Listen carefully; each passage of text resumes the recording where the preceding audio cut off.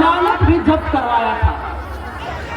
आज 2025 में माननीय नेता प्रतिपक्ष आदरणीय तेजस्वी जी, आदरणीय लालू जी ने हम युवाओं के लिए ये सुनहरा मौका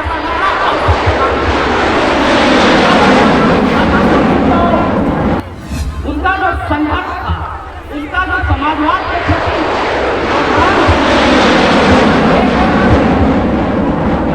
एक बार फिर से उस आंदोलन को धार दी जा सके, हमारी संदेश के साथ जो कार्यक्रम सामान्यतः हमारी पार्टी की ओर से पटना में किया जाता था, इस मेमोरियल हॉल में या बापू सभागार में किया जाता था।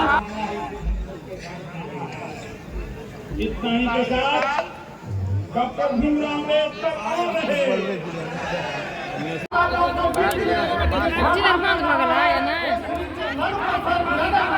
लेना वीडियो लेना दीदी, ऐसे लेना वीडियो लेना तो हमारा वीडियो हमरा नहीं ले तोरा मोबाइल में बेवकूफ नहीं बने छी।